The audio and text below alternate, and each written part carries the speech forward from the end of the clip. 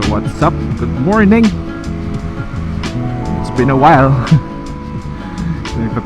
Busy tayo sa trabaho, pero it's been a while. So today we are gonna be taking a look at this bike again. So I've intentionally delayed this video because I wanted to understand more about this bike before giving you my thoughts or opinions on this bike again. No, but before that, we are gonna be answering a few or the most common questions posted on the previous video. So without further ado, let's get right to it. The first question: fuel economy, fuel efficiency, or gas mileage. So for me personally, my consumption on this one, given that nakatira ako sa bundok, no? So our roads are either uphill, downhill. Basically it's steep and also maraming kurbada. It has a lot of curves, a variety, which is actually nice.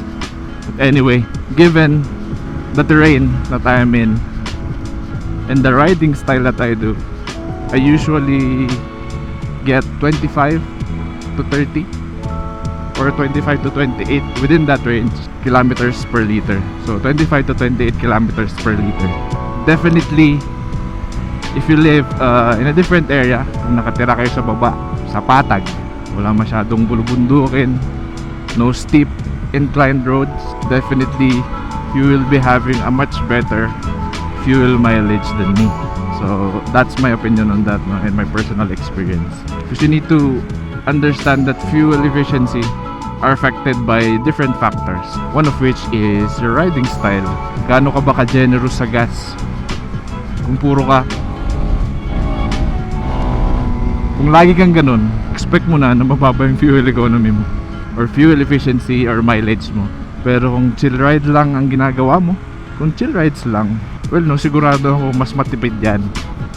Lalo na kung yung gear mo nasa third gear ka and above, definitely mas maayos, mas mataas yung mileage mo. The next question is, most of you are asking, hindi ba mahal ang maintenance niyan? Diba? Or available na ba yung mga parts dito? Those kinds of questions. And for the maintenance, to give you a bit of an idea, you need 1.5 liters for this bike. So this is a 200.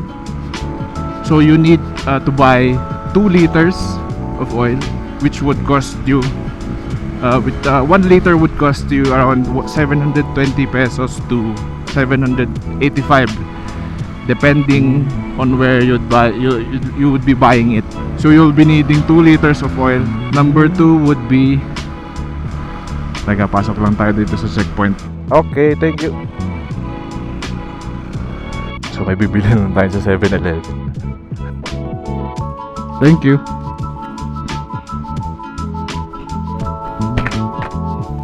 Bumili lang tayo saglit. 7-Eleven, no? So let's get back right to what we were talking about. Let's get right to it. What are the parts available? Or are there parts available here in the Philippines for this bike?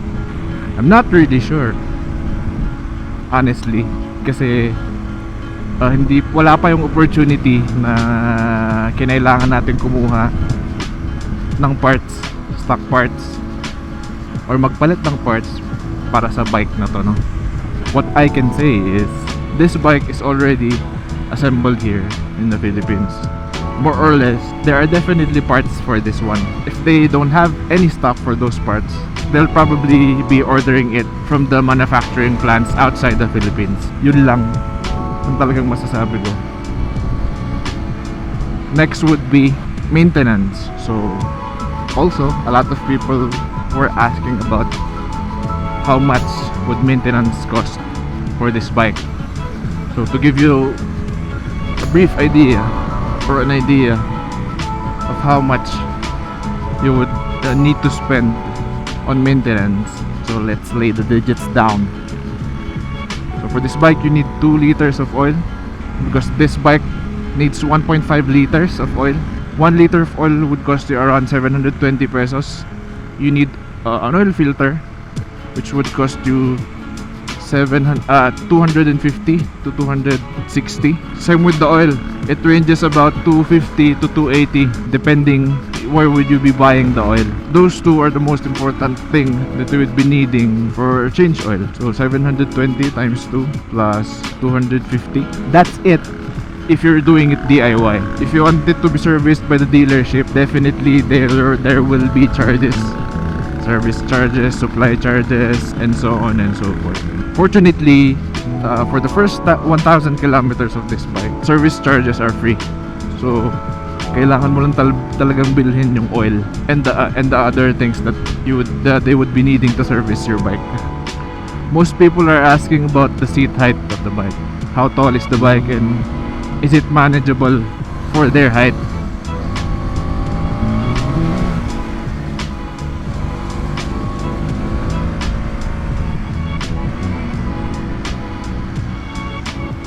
So may mga nagtatanong. For my height, I am 5'3", I am 5'2", I am 5 this and that.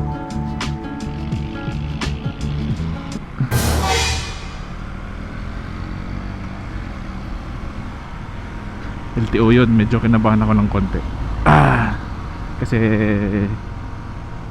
to tell you honestly, nawawala yung plaka ko, no? Anyway, going back to the seat height issue, or the height, not really issue, but the height topic.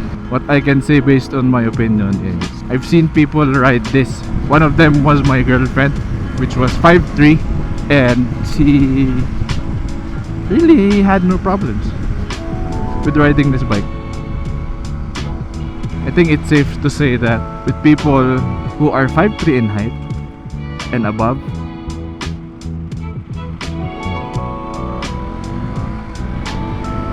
will be able to ride this bike with comfort. But for 5'3", I mean 5'2" people, it's doable, but it would not be comfortable and it would be really hard to ride this bike. I'm not saying you can't, I'm just saying it will be hard. So take note, 5'3" and above would be the best for this bike. Next question. Lowering kits for this bike, are there any? To tell you honestly, I'm not sure. But if you really want to lower this bike, the front forks, you can actually lower them by half an inch. That's it.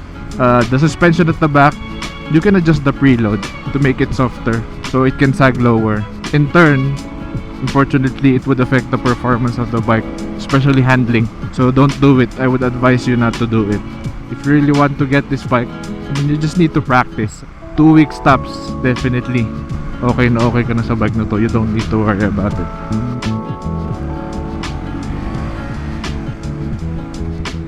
Next question. You guys were also asking,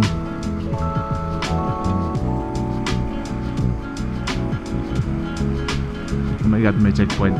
Dala ba natin yung lisensya natin?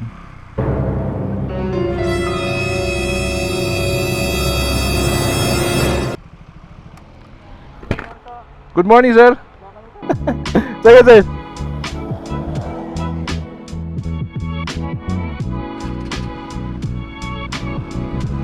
So that's it. Medyo kinabahan tayo kasi nga wala talaga tayong plaka. Nahulog talaga siya. So buti mababait ang mga pulis natin dito. Basta mabait ka lang, mabait sila. That's what you need to know.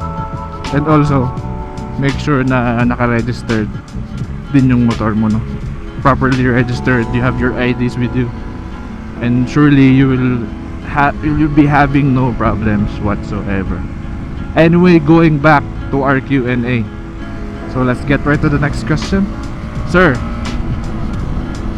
is this good for beginner riders? Beginner riders meaning people who do not have any experience whatsoever, and it's their first time riding on a motorcycle. Would the SVARTPILEN 200 be a great option? Okay, let's try to answer this in the simplest way possible. First off, if money was not a problem, by all means, you can buy this bike whenever you want. You can buy two if you want. But if it is, and for most people, I would recommend or suggest to buy a second-hand bike or a used bike instead of buying a brand new one. Also, with that, I would recommend to buy a bike which is lower than this one or lighter than this one. Remember, it's your first time riding a motorcycle. This bike sits really high, and that would not help you learn faster. Also, another point would be getting a new bike is not good because remember, it's your first time riding a motorcycle. So expect that you will be dropping your bike more than a few times. So ask yourself, no, do you want your brand new motorcycle to look like shit after 2 weeks or 3 weeks or a month of learning and figuring out how to ride? So that is the question. You need to understand, you will be dropping this 5 to 10 times to even 15 times at the parking lot, your garage, sidewalks, everywhere. Especially, again, as I've told you, this bike sits high. So nakatipto ka na, tapos nag-aaral ka pa lang magmotor. You will be having frequent visits to the dealership just to buy stock parts because you've dropped the bike a lot of times and you'll be needing to replace those parts which were broken because you've dropped it quite a few times already. Another factor would be why it is better to get a used motorcycle than a brand new one. This is the third reason. You don't know the type of riding, the type of motorcycle that you really want. You will be figuring it out after your first bike or your first experience in riding a motorcycle. So let me explain. Most people sell their bikes a few months, even after a few weeks actually, learning how to ride. So why? The question is why. It is because people have already figured out what motorcycle they want, what riding style they prefer. What I mean is, for example, I've started I've learned riding, and my first bike was a semi-automatics moped or motorcycle. Eventually, after 2 weeks of learning how to ride, I decided that I really wanted to learn manual or have a manual transmission bike. Also, I wanted a sportier ride and I wanted a faster motorcycle. So for me, I started riding a 110cc semi-automatic bike.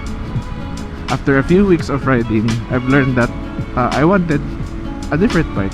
The good thing is, I bought a second-hand motorcycle in the beginning. That is why it was easier to dispose of, and I also sold it for quite the same price. So that's the good thing about buying a second-hand bike. It's not too expensive, it's easier to dispose of. And eventually, for my second bike, I bought something that I wanted, or I figured out at that time that I really wanted. So that's the thing. That's why you need to buy a second-hand bike, a used bike, because eventually, when you figure out what you want, what bike you want, what riding style do you want, or how you want your bike to look, at least it would be easier to sell the used bike. It would be easier to let it go, in short. With all the scuffs, the scrapes, the damages that you've had with it, it's easier. Hindi siya masakit sa dibdib, unlike getting a brand new bike. So that's it. So next question. The next question would be, people are comparing this to the XSR 155, and I've seen a lot of questions about it. Is the XSR 155 better than the SVARTPILEN 200? Or which is better, city roads or just city driving? Which one is better in terms of fuel efficiency, fuel economy? So those were the questions. What I can say about it is, let me tell you a story. No, before I had this bike, or I got this bike, I was planning, honestly, to get the XSR 155 because at that time I was looking for a modern classic bike which is fuel efficient tsaka pogi. Yun lang. I was looking for those things. My mind was set on buying the XSR 155. Surprisingly, this bike came out. So nag-isip ulit ako. So the XSR back then was 169,000 pesos. This bike was 175,000 pesos. So that's a difference of 6,000 pesos. Tama no? 6,000. Oh, 6,000 pesos. My thought process was, for 6,000 pesos, how much bike or how much more bike will I be able to get by adding 6,000 pesos? Yun talaga yung tanong. So for adding 6,000 pesos to your 169,000 pesos and buying this bike, you will be having better performance when it comes to power, torque, and everything because it's a 200cc bike compared to the XSR, which is 155cc. This bike also has ABS. Handling is also different for them both. It's similar but it's still different. Those were the things that I considered. So for me, people were asking, is it worth buying compared to the XSR? For me, definitely it is. That's why I bought it. It's a more reasonable purchase in my opinion than buying the XSR. I mean, don't get me wrong, the XSR definitely is a good bike. No doubt, no. Its fuel efficiency is better. Also, it has a different styling than this. Depending on your preference, kung sino ang mas pogi or ano. Ang masasabi ko lang, pogi silang dalawa. But the XSR is or has better fuel economy than this one. And also, parts availability. So when it comes to parts, fuel efficiency, fuel economy, the XSR definitely wins. But on other aspects, I believe this bike is better. That's what I'm saying. That's why I opted to purchase this bike. Because for me, it would give me more value for my money. In my opinion, 175 pesos, is it worth it? Is this bike worth buying for 175 pesos? Definitely yes.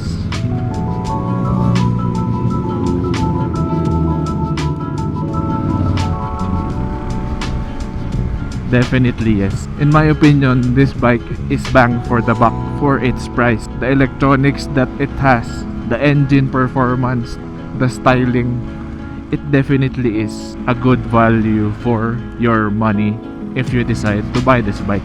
So with everything that has been said, is this bike for you? So you need to remember, if you are 5'3" and above and you are looking for a modern classic bike which has ABS and pogi and has a modern classic look to it, and you have 175 pesos, if you fit those qualifications, definitely this bike is for you. If you have experience in riding higher or taller motorcycles, this is for you. If you are a beginner, not having any experience at all, you might want to look at other bikes. So that's it. Let's find a place so we can stop. I'll be giving you my opinions of this bike after riding it for about 4 months now. I think 3 to 4. So February, March, April, May. So about 4 months now. For starters, this bike compared to my previous opinion, when I got this bike, I was complaining about the hardness of the seat. But now, it's not really an issue anymore. Nasanay na yung puwet ko. Kulang lang ata talaga sa muscles yung puwet ko eh. Pero anyway, that's it for the hard seat issue that I was having way back then. Now it's really gone. Kailangan lang talagang sanayan. So let's try stopping here for a bit. So when I rode this one time, it was a 2-hour ride. So I've noticed sa likod ko, I was awkwardly hunched. I was in a slouch position. So it was very uncomfortable for me. So then nung nakauwi ako, I really felt it on the upper part of my back. So I researched on the forums, online groups, and yeah, it definitely confirmed the aches that I was feeling. So because of the awkward seating position of the bike, or the ergonomics was in short awkward. So what people suggested was to buy or to have a riser for the handlebars to correct the posture. So that's what I did basically. So as you can see, machine shop made a riser for this one. I was looking for an online aftermarket part for the riser, but I did not find one that fits specifically this bike. So I had it made sa machine shop. So 32 mm outside diameter, and the inside diameter is 10 mm, because the riser for the handlebars, this one is also 10 mm. So this is 1 inch higher. So after placing this one or installing this one, it really made a great difference in my riding. So it made things much more better. The awkward slouch that I was talking about was gone, and riding this one, even in short rides, especially on long rides, became a bit better. Actually, a lot better in my opinion. That's the first thing that I want to say about this motorcycle, riding it long term. So that's for the ergonomics. So as you can see, I have changed the handlebars for this bike. So the handlebars were originally black. It's a long story, but in short, I've changed the handlebars to the KTM stock handlebars for the Duke. So the black or the stock handlebars for this one compared to the KTM, they are basically one and the same. Also, I have changed or installed a bar end mirror, then installed a screw plugs for the holes. Ang masasabi ko lang sa bike na to, after the things that I have changed, especially after I've installed the risers for the handlebar to correct the posture, masasabi ko lang, this bike rides awesome. Ride quality is great, handling is great, styling super pogi, long rides, short rides good, fuel economy nice. Wala na akong masasabi honestly. Oh, I forgot, one issue that I have with this bike is the fuel gauge or the fuel sensor.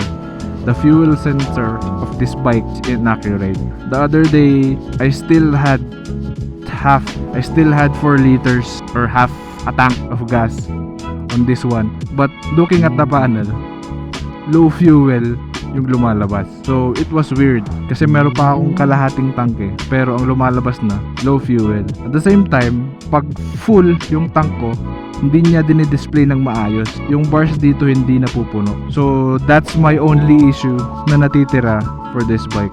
I'm not sure if the floater or the fuel gauge sensor will eventually adjust, no? But for now, that's my only issue for this bike. Other than that, it's a great motorcycle. So kung gusto mong bilhin, I mean, with everything that I've said and the question that I've answered, it's up to you now to decide. So that's it. I hope na nakatulong ang video na to sa mga tao na gustong bilhin tong bike na to.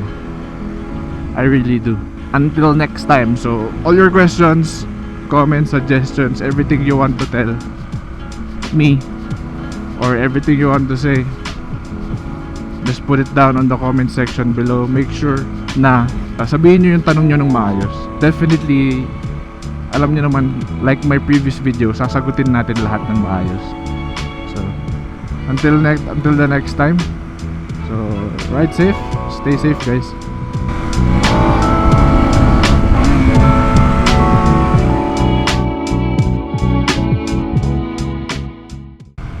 Isang ayaw ko sa motor na to, ang hirap pronounce, di ba? Anong pangalan niyan, di ba? SVARTPILEN po. Ano? SVARTPILEN? SVARTPILEN po. SVARTPILEN. Ano ibig sabihin niyan? Black arrow po. Paano ulit? Paano i-pronounce? SVARTPILEN po. Bash. SVART. Maganda nga. Hindi ko alam kung sasabihin ko eh.